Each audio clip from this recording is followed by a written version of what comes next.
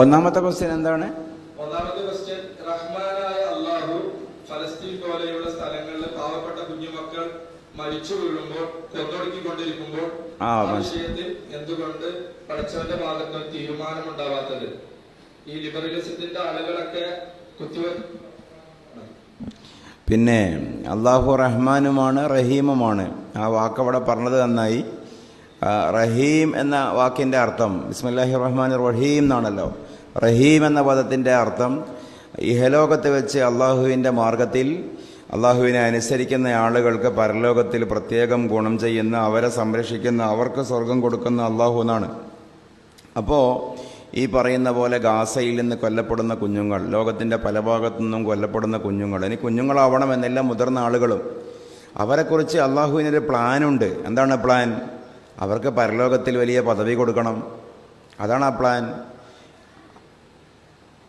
അതായത് ഈ ഒരു 360 ഡിഗ്രിയുള്ള, ഞാൻ പറയുമ്പോൾ അതൊരു സങ്കീർണം ആവിപ്പോവുകയാണ് അല്ലേ, ഒരു 360 ഡിഗ്രിയുള്ള ഒരു വലിയ വൃത്തം, അതിൻ്റെ ചെറിയൊരു കഷ്ണം മാത്രമാണ് ഈ ദുനിയാവ്. ഇസ്ലാമിൻ്റെ ജീവിത സങ്കല്പം അതല്ലേ? ആലമുൽ അർവാഹിൽ വെച്ച് നമ്മൾ തുടങ്ങി, പിന്നെ ഉമ്മയുടെ വയറ്റത്തായി. ഇതാണ് ഇസ്ലാമിൻ്റെ വിശ്വാസത്തിൻ്റെ അകത്ത് വെച്ചല്ലേ ഇപ്പം അതിന് മറുപടി നമ്മൾ കണ്ടെത്തേണ്ടത്. പിന്നെ ഉമ്മയുടെ വയറ്റിൽ നിന്ന് ദുനിയാവിലേക്ക് വന്നു.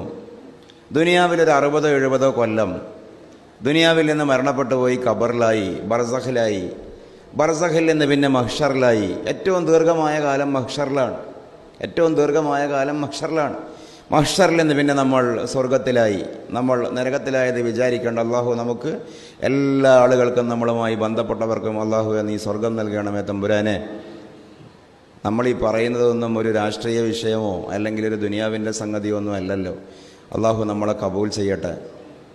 നമ്മളുമായി ബന്ധപ്പെട്ടവർക്കും അള്ളാഹു സ്വർഗം നൽകട്ടെ. അള്ളാഹുമ്മ ബിഹഖിക ബിഫദ്ലി നബീക മുഹമ്മദിൻ സല്ലല്ലാഹു അലൈഹി വസല്ലം. ഇത് മുഴുവനുമാണ്, ഞാൻ ഈ പറഞ്ഞ ഇത് മൊത്തവുമാണ് ഇസ്ലാമിൻ്റെ ജീവിത സങ്കല്പം. അപ്പോൾ ഉമ്മയുടെ വയറ്റത്തായതിനു ശേഷമുള്ള ദുനിയാവിൻ്റെ ഒരു കാലഘട്ടം, ആ കാലഘട്ടത്തിന് ശേഷം ഖബറിലേക്ക് പോകും, മരിക്കും എന്നുള്ള കാര്യം ഉറപ്പാണ്. മരിക്കാൻ എന്തെങ്കിലും ഒരു കാരണം ഉണ്ടാവുകയും വേണം. എന്തെങ്കിലും ഒരു കാരണം ഉണ്ടാകണം. ഒന്നുകിൽ രോഗം പിടിക്കണം, അല്ലെ പട്ടിണി ഉണ്ടാവണം, അല്ലെ ഭൂകമ്പം ഉണ്ടാകണം, അല്ലെങ്കിൽ യുദ്ധത്തിൽ കൊല്ലപ്പെടണം. എങ്ങനെയെങ്കിലും മരിക്കാൻ കാരണം രൂപപ്പെടണം. ഏത് കാരണം രൂപപ്പെട്ടാലും ആത്യന്തികമായി മരണത്തിന് ഒറ്റ കാരണമേ ഉള്ളൂ: ശ്വാസം മുട്ടുക.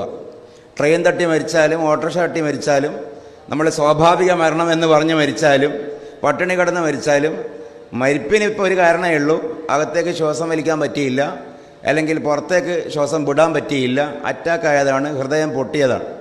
അപ്പോൾ അങ്ങനെ അങ്ങ് മരിച്ചു പോകണം. അങ്ങനെ മരിക്കാൻ അള്ളാഹു ഓരോരോ കാരണങ്ങൾ കണ്ടെത്തുന്നു. എന്താ ചിലരുടെ കാരണം? ചിലരുടെ കാരണം ഗാസയിലാകുമ്പോൾ ഇസ്രായേലിൻ്റെ ബോംബ് വീഴണം, ഗുജറാത്തിലാകുമ്പോൾ എല്ലാ സഹോദരൻ എണ്ണിയതുപോലെ ഒരു പ്രദേശത്താകുമ്പോൾ ഇസ്ലാമിനെ കണ്ടുകൂടാത്തവരുടെ കത്തി ഇദ്ദേഹത്തിൻ്റെ കഴുത്തിലൂടെ വരണം, കുന്തം നെഞ്ചത്ത് തറക്കണം. ഓരോ കാരണം അള്ളാഹു നിശ്ചയിക്കുകയാണ്. ആ കാരണം മുഖേന ഇവർ മരണപ്പെട്ടു പോകുന്നു. ആ കാരണമല്ലാതെ അവർ ഇവിടെ നിന്നാൽ വേറെ ഏതെങ്കിലും കാരണം കൊണ്ട് മരണപ്പെടുമായിരുന്നു. ഇസ്രായേലിൻ്റെ ബോംബ് വീണിട്ടില്ലെങ്കിലും ഗാസയിലെ കുഞ്ഞുങ്ങൾ 1000 കൊല്ലമൊന്നും ജീവിക്കില്ല. ഒരു 70 കൊല്ലാകുമ്പോൾ അവരും മരിക്കും, 80 കൊല്ലാകുമ്പോൾ അവരും മരിക്കും. പിന്നെ നമ്മൾ ഭാഷയിൽ പത്രത്തിൽ എന്ത് പറയില്ല? അസ്വാഭാവിക മരണം എന്ന് പറയില്ല എന്നേ ഉള്ളൂ. കുന്തം കൊണ്ടാലും ബോംബ് വീണാലും എങ്ങനെ വീണാലും ശ്വാസം മുട്ടിയിട്ടാണ് മരിക്കുന്നത്. ഇങ്ങനെ അങ്ങ് മരണപ്പെട്ടു പോയാൽ അള്ളാഹുവിനെക്കുറിച്ചൊരു പ്ലാനുണ്ട്.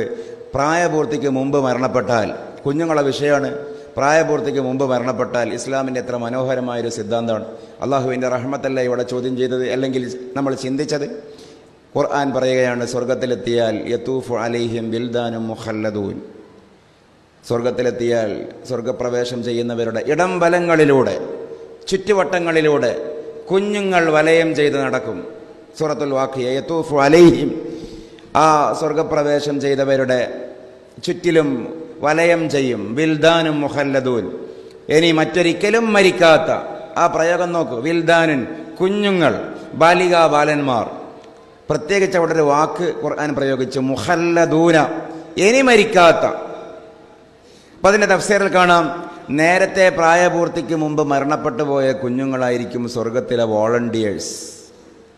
അപ്പോൾ ഇവിടെ രക്ഷിതാക്കളെ സ്വർഗത്തിലേക്ക് കാലെടുത്ത് വെക്കുമ്പോൾ ഈ രക്ഷിതാക്കളെ ഉമ്മയെയും ബാപ്പയെയും സ്വർഗത്തിലേക്ക് സ്വീകരിക്കാൻ കുറച്ച് മുമ്പേ പോയ പൂമ്പാറ്റകളാണ് ഗാസയിലെ കുഞ്ഞുങ്ങൾ, യമനിലെ കുഞ്ഞുങ്ങൾ, ഗുജറാത്തിലെ കുഞ്ഞുങ്ങൾ, വയനാട് മേപ്പാടിയിലെ കുഞ്ഞുങ്ങൾ. എവിടെയൊക്കെ കുഞ്ഞുങ്ങൾ മരിക്കുന്നുണ്ടോ ആ കുഞ്ഞുങ്ങൾ. ഇതിനേക്കാൾ മനോഹരമായ എന്ത് സങ്കല്പമുള്ളത്? ഇതിനൊന്ന് മറുത്ത് ചിന്തിച്ചു നോക്കൂ. ഈ കുഞ്ഞുങ്ങളെക്കുറിച്ച് ഖുർആൻ ഇങ്ങനെ പറയുന്നു. ഖുർആൻ അല്ലാത്ത വേറെ ഏതൊരു പ്രത്യയശാസ്ത്രം കൊണ്ടാണ് നമ്മൾ സമാധാനിക്കുക? ഇപ്പോൾ ഖുർആനിൽ വിശ്വാസം ഇല്ലാത്ത ഒരാളോട് നമ്മൾ ചോദിക്കുകയാണ്, എൻ്റെ മകൻ 5-ാം വയസ്സിൽ മരിച്ചുപോയി, എനിക്ക് ജീവനായിരുന്നു. അല്ലെ എൻ്റെ മകൾ മരിച്ചുപോയി, മരണപ്പെട്ടു പോയി 3-ാം വയസ്സിൽ, എനിക്ക് ആകെ ഒരു മോളേ ഉള്ളൂ, ഒരു മോനേ ഉള്ളൂ, ഞാൻ ഇനി എന്തിനു ജീവിക്കണം? ആ മോനെ ഞാൻ ഇനി എവിടെ വെച്ച് കണ്ടുമുട്ടും എന്ന് ഒരു സഹോദരൻ, ഒരു സഹോദരി ഖുർആനിലല്ലാതെ വിശ്വസിക്കുന്ന ഒരു മനുഷ്യനോട്, അല്ലെങ്കിൽ ഒന്നിലും വിശ്വസിക്കാത്ത ഒരു നിരീശ്വരവാദിയോട് ഒരു ചോദ്യം ചോദിച്ചാൽ എന്താ മറുപടി പറയാം? 2 മറുപടിയേ ഉള്ളൂ. ഒന്നുകിൽ സഹിച്ച് തീർത്തയാളാ, വേറെ വഴിയില്ല. അല്ലെങ്കിലോ സഹിക്കാൻ പറ്റുന്നില്ലെങ്കിൽ ചെന്ന് ആത്മഹത്യ ചെയ്യും. അപ്പോൾ നിങ്ങൾക്ക് തോന്നും അങ്ങനെയൊക്കെ പറയും. നിരീശ്വരവാദികളുടെ മാതൃകാസ്ഥാനം എന്നൊക്കെ പറയപ്പെടുന്ന രാജ്യങ്ങളാണ് സ്കാൻഡിനാവിയ രാജ്യങ്ങൾ എന്ന് പറയും. Sweden, Denmark, Finland, Iceland, Norway തുടങ്ങിയ രാജ്യങ്ങൾ. ആ രാജ്യങ്ങളിലുള്ള തെരഞ്ഞെടുപ്പിൽ മത്സരിക്കുന്ന പ്രധാന പാർട്ടികളുടെ മോട്ടോ അല്ലെങ്കിൽ അവരുടെ കർമ്മ പദ്ധതി എന്നൊക്കെ പറയല്ലോ, എന്തായിരുന്നു നമ്മുടെ നാട്ടിൽ പറയുക, തെരഞ്ഞെടുപ്പിൻ്റെ പ്രകടന പത്രിക. അതിൽ അവർ മുന്നോട്ട് വെക്കുന്ന വാഗ്ദാനങ്ങളിൽപ്പെട്ട ഒരു വാഗ്ദാനം കമ്മിറ്റിംഗ് സൂയിസൈഡ് ഫണ്ടമെൻ്റൽ റൈറ്റ് ആക്കും എന്നുള്ളതാണ്. ആത്മഹത്യ ചെയ്യൽ മൗലികാവകാശമാക്കും. ഞങ്ങളെ സഖ്യത്തെ നിങ്ങൾ ജയിപ്പിച്ചാൽ ജീവിതം മതി എന്ന് കരുതുന്നവർക്ക് മരണം തിരഞ്ഞെടുക്കാൻ ആവശ്യമായ നിലയിലുള്ള നിയമനിർമ്മാണം നടത്തും എന്ന് വാഗ്ദാനം ചെയ്യുന്ന സംഭവങ്ങൾ ആ നാട്ടിലുണ്ടായിട്ടുണ്ട്. എപ്പോഴും ഉണ്ടെന്നും നമ്മൾ പറയുന്നില്ല. അത്രത്തോളം ചിന്തിക്കേണ്ടി വരുന്ന സ്ഥിതിയിലേക്ക് ജീവിത വീക്ഷണം, മാനസികാരോഗ്യം തകരുന്ന ചിത്രങ്ങൾ അവിടെ നിന്ന് ലഭിക്കുന്നു. എന്താണ് കാരണം? ഒരു മറുപടിയില്ല. അതേസമയം ഖുർആൻ പറയുകയാണ്, മരിച്ചുപോയ കുഞ്ഞുങ്ങളെ അവിടെ നിങ്ങൾക്ക് കണ്ടുമുട്ടാൻ പറ്റും. നിങ്ങൾ നടക്കുമ്പോൾ നിങ്ങളുടെ ചെരുപ്പിൻ്റെ വാറ് പൊട്ടിയിട്ട് നിങ്ങൾക്കുണ്ടാവുന്ന അസ്വസ്ഥതയുണ്ടല്ലോ, റസൂലുള്ളാഹി പറയാണ്, ആ അസ്വസ്ഥതയ്ക്ക് പോലും നാളെ കൂലി കിട്ടും. നിങ്ങൾ പോകുമ്പോൾ ഒട്ടകത്തിൻ്റെയോ കുതിരയുടെയോ കടിഞ്ഞാൺ താഴെ വീണ് പോയാൽ നിങ്ങൾക്കുണ്ടാവുന്ന ആ ഒരു ഇറിറ്റേഷൻ ഉണ്ടല്ലോ. നമ്മൾ സ്കൂട്ടിയിൽ പോകുമ്പോൾ പെടുന്നതിനെ ഓഫായിപ്പോയി, കാറിൽ പോകുമ്പോൾ പെടുന്നതിനെ എന്തോ അവിടെ കാറ് മുന്നോട്ട് പോകുന്നില്ല, അതേപോലെയുള്ളൊരു ചിത്രം പ്രവാചകൻ പറയുകയാണ്. അതിന് പോലും നിങ്ങൾക്ക് പ്രതിഫലമുണ്ട്.